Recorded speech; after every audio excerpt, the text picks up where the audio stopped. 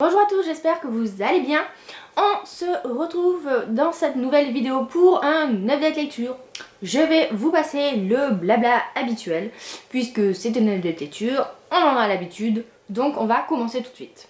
Le premier livre que je vous présente, c'est un livre que j'ai lu juste à la fin de l'été, je crois, à la rentrée en fait. Il s'agit de Unlimited, le 4e tome de la série Beechwood Bay de Melody Grace. C'est l'histoire d'Alicia, une jeune femme qui est amoureuse de son meilleur ami depuis des années, depuis qu'elle l'a connu à la fac.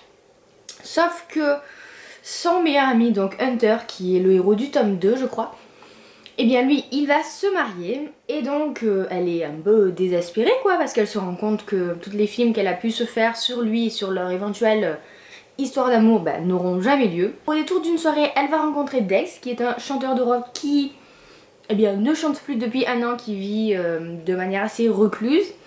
Et pourtant, il va l'inviter à venir passer quelques jours chez lui. Et elle, qui a tant envie d'oublier son meilleur ami et son mariage, va accepter. Et voilà, il va y avoir une histoire entre tous les deux. Évidemment, c'est une romance.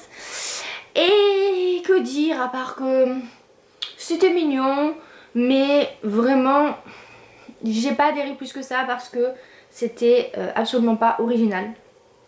Les romances sur les rockers, j'en ai déjà lu plusieurs. Et là, pour le coup, on a tout ce qui fait la romance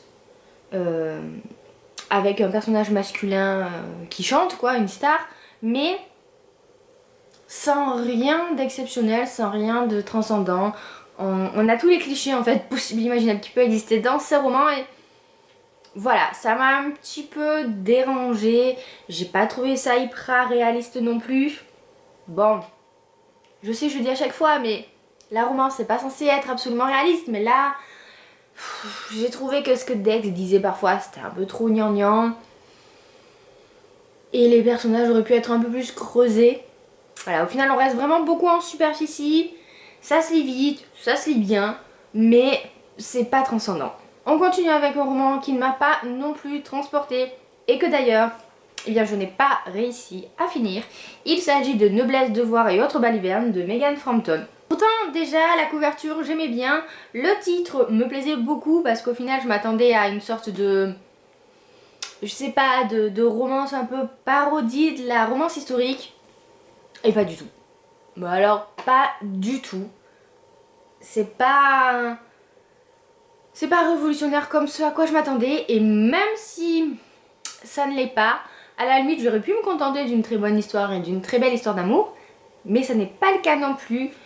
Là encore, c'est une romance historique et point. Voilà. Les personnages, ce sont Lily, une jeune femme qui va être la gouvernante d'un duc. Ils sont pas forcément très approfondis. Lui, il a une fille qui découvre, qui est une enfant conçue hors mariage voilà, il doit faire avec. Elle a une agence à faire tourner. En même temps, elle s'attache à la famille, blabla. Bon, voilà. J'ai lu jusqu'à la page 162 et franchement, j'arrive pas à aller plus loin. Voilà, je l'ai posé depuis quelques jours, une bonne semaine, et j'ai pas envie de le reprendre. Donc je pense que je vais m'arrêter là. Enfin, je ne lis pas un roman jusqu'au bout, et oui, j'abandonne, ça m'arrive vraiment très rarement. Mais là, je me dis que des romances historiques, j'en connais des bien meilleurs, j'ai pas envie de perdre mon temps avec cette histoire. Alors, peut-être qu'elle vous plaira, et si vous aimez la romance historique ou si vous avez envie de débuter avec, pourquoi pas. Mais disons que j'en ai lu tellement des meilleurs que là, pour le coup, ouais, j'ai pas envie de perdre mon temps avec ce roman. On continue avec du young adulte ou jeunesse, je sais pas vraiment dans quelle catégorie on pourrait le classer ce roman. Il s'agit de Miss Peregrine et les enfants particuliers de Ransom Riggs. J'étais très intriguée par cette histoire parce que déjà la couverture et l'objet livre est quand même assez intriguant parce que voilà, en plein milieu de l'histoire, vous avez, je vais y arriver à en trouver, je retombe que sur le chapitre, vous avez des photos assez étranges comme ça qui ponctuent l'histoire et c'est...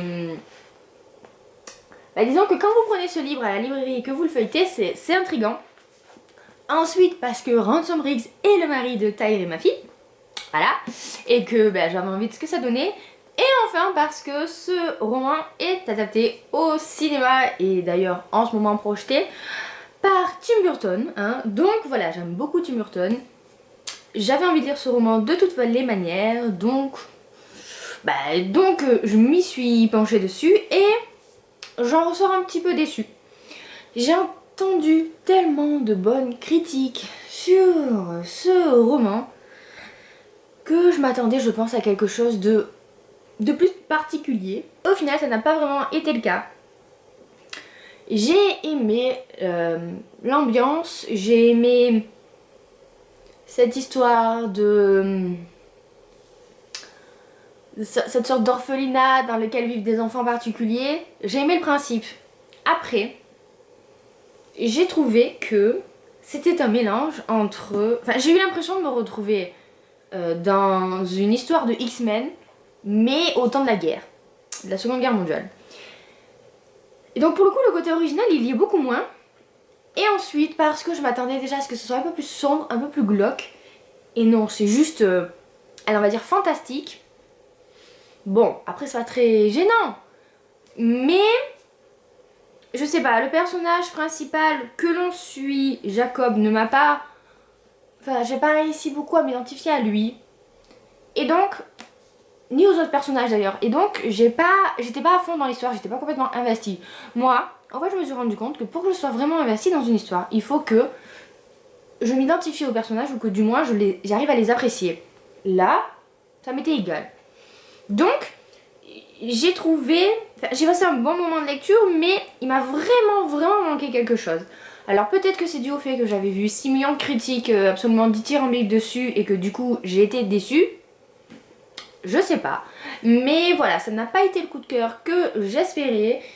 Ça a été une bonne lecture, mais sans plus. J'irai au cinéma parce que j'ai envie de voir le film pour Tim Burton, mais je ne sais pas si je lirai la suite. On continue avec du young adulte et cette fois du young adulte français puisque j'ai lu Brainless de Jérôme Noirez. C'est la première fois que je lis un roman de la collection Électrogène, donc chez Gulfstream. Et j'avoue que je m'attendais pas à ça, là encore, je sais pas vraiment quoi penser de ce roman. J'arrive pas à savoir si je l'ai aimé ou pas en fait. C'est l'histoire de Jason, un adolescent qui a une vie plutôt banale dans le fin fond des États-Unis. Le problème c'est que Jason est mort et donc il ne devrait pas être parmi nous, mais en fait il y a une sorte de virus inexpliqué qui se trouve chez certains adolescents qui fait que quand il meurt, eh bien il ne meurt pas et il devient des sortes de zombies. Brainless, il parle, il bouge, il mange de la viande crue, il mange pas des cerveaux, enfin... il va pas attaquer les gens pour leur cerveau en tout cas. Et voilà, il essaye de mener une vie le plus normale possible. Sauf que il se passe plein de choses dans son lycée. Et au final... j'arrive pas à trouver mes mots en fait parce que j'ai été vraiment très surprise par la tournure que prend l'histoire. Je m'attendais pas à ça en fait en commençant ce roman.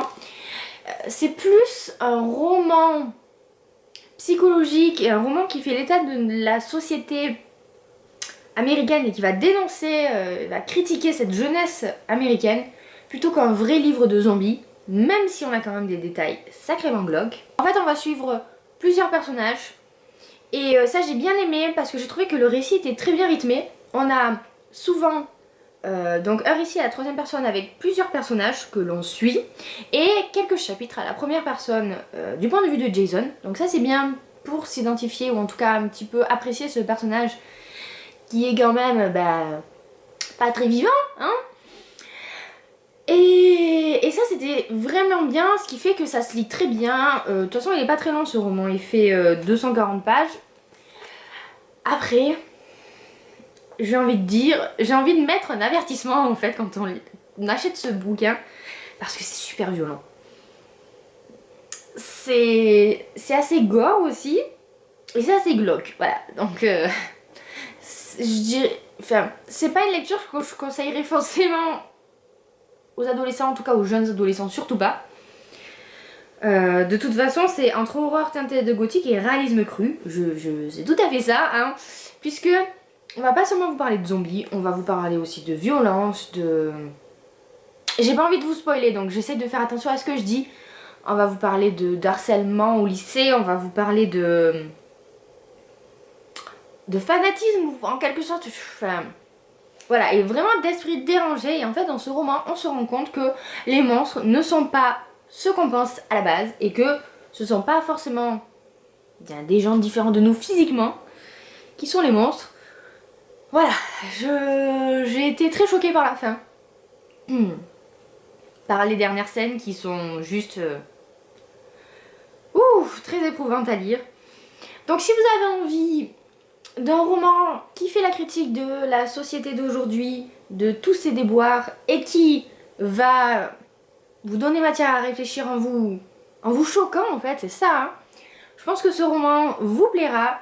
Moi, j'avoue que c'est un très bon roman. Voilà, je vais pas dire que j'ai aimé parce que je pense pas qu'on puisse aimer lire ce genre de choses, voilà. Enfin, si on peut aimer si on a un côté sadique, mais comme tout le monde d'ailleurs, hein, c'est la pulsion de mort de Freud, mais bon. Bref, qu'est-ce que je raconte? J'ai en tout cas trouvé ce livre très intéressant. Je vous en parlais dans mon dernier book haul, j'ai aussi lu L'échappée de Julie Tremblay. Julie Tremblay, je vous en parlais dans mon dernier book haul, c'est l'autre administratrice du forum Boulevard des Passions, c'est ma grande copine, hein, et donc on était toutes très impatientes sur le forum de lire enfin son roman. Moi je l'ai là sur la liseuse parce que je l'ai eu en service presse, il est disponible en papier également, dans la collection Et moi. J'ai promis de faire un avis le plus objectif possible et je m'y tiens. L'échappée, c'est l'histoire d'une jeune française, Anne. Anne va partir au Canada pendant 1 an, année pendant laquelle elle va voyager tout en travaillant, en faisant des petits boulots pour payer justement son voyage. Elle va atterrir à Mayor Lakes, qui est un camp de vacances au bord d'un lac, et elle va y travailler. Le problème, c'est que elle va se rendre compte que les propriétaires ont 2 fils, un normal avec qui elle travaille et un autre qui est complètement caché de chez lui dans sa cabane au fond des bois, hein, en fait, mais bon, cabane high-tech quand même, hein, et qui vit reclus du monde parce qu'il n'a pas envie d'avoir de contact avec les gens depuis son accident, puisque Ethan est paralysé. C'est un ancien joueur de hockey, donc on imagine très bien qu'il ne vit pas forcément très bien son handicap. Et voilà, c'est l'histoire de leur rapprochement à tous les deux. Anne va essayer de le faire un petit peu sortir de son trou. Et c'est plutôt mignon à lire, c'est une très jolie histoire d'amour. C'est le genre d'histoire, vous savez, je vais poser ça parce que je vois que ça brille. C'est le genre d'histoire un petit peu toute doudou, toute réconfortante où on a un personnage plein de bonne volonté. Donc Anne qui va essayer de redonner le goût de vivre à Ethan. Ethan, c'est vraiment l'archétype de l'ours mal léché qui se cache au fond de sa tanière parce qu'il n'a pas envie qu'on le voit dans cet état, il n'a pas envie de faire des efforts, il a trop peur d'espérer à nouveau. Enfin voilà, c'était très mignon, j'ai beaucoup aimé le personnage d'Ethan, surtout au début, quand il a justement son rôle de connard, puisque bon, c'est un vrai connard au début, hein, on va pas se le cacher. J'aime beaucoup en fait ce genre de personnage masculin. C'est le côté sadomaso qu'il y a chez toutes les filles, je crois qu'on adore toutes les connards, enfin bref. Et voilà, j'aurais aimé le voir encore un petit peu plus dans cet aspect-là. Mais une fois que Anne va réussir à l'apprivoiser, il va au final s'ouvrir enfin et accepter certaines choses chez lui, ou en tout cas dans sa vie. Et cesser de repousser tout le monde, hein, au final. J'ai beaucoup aimé tout ce qui est description du Canada, on avait vraiment l'impression d'y être. Un petit peu compliqué parfois, un petit peu perdu, j'avoue. J'étais quelquefois un petit peu perdue avec tout cet aspect très canadesque, canadien. Le hockey je connais pas, alors bon on nous explique hein, heureusement, mais tout ce qui est permis de travail et géographie du Canada, c'était un peu difficile pour moi, mais bon ça ne gêne pas forcément la lecture et c'est juste un détail. J'ai beaucoup aimé par contre les personnages secondaires. Je trouve qu'ils apportent vraiment quelque chose à l'histoire. Ils ont tous une personnalité différente et on s'y croit en fait. On a vraiment l'impression qu'ils existent. Et du coup, je trouve que ça apporte un côté réaliste à l'histoire qui est, là pour le coup, appréciable. Donc voilà, si vous avez envie d'une romance contemporaine new adulte à la sauce un petit peu française-canadienne, je vous conseille L'échappée. Moi, j'ai passé un très bon moment de lecture. Voilà, c'est tout pour cette lecture. J'espère qu'il vous a plu. Une petite chose avant de vous dire au revoir. Je vais bientôt faire une vidéo FAQ, donc c'est l'occasion de me poser toutes les questions que vous voulez. Je ne promets pas de répondre à toutes si elles sont trop personnelles, hein, mais en tout cas vous pouvez me poser des questions sous cette vidéo, donc en commentaire. Je posterai également sur Facebook et sur Instagram, donc n'hésitez pas à me poser des questions, comme ça me permettra aussi de regrouper celles que j'ai déjà eues et de vous faire une vidéo là-dessus. Sur ce, je vous laisse, je vous embrasse bien fort, je vous souhaite de très bonnes lectures à venir et à bientôt dans une prochaine vidéo. Oh mon bébé chat, ça va mon bébé chat? Oh, c'est le bébé de maman. C'est la première fois que je lis un roman de la collection Électrogène de... Oui, de... Comment s'appelle la maison d'édition déjà? De Gulfstream. Et enfin, je vous en parlais dans mon dernier book haul et j'ai lu L'échappée de Julie Tremblay. L'échappée... non, Julie Tremblay, pas L'échappée. Désolée Juju. Et j'ai promis de faire un avis... J'ai promis... Et j'ai promis de faire un abji... Oh, 2 fois. Et j'ai promis de faire un avis... Oh non, ça y est, c'est mort. En plus, il y a mes chats qui me regardent et oui, maman, il sait plus parler. Eh oui. J'ai promis de faire un avis le plus objectif possible et je m'y tiens. Donc, L'échappée, c'est l'auteur... c'est l'auteur. Oh non. Je vais vous montrer les petites curieuses. Les petites curieuses. Les petites curieuses qui regardent chez le voisin.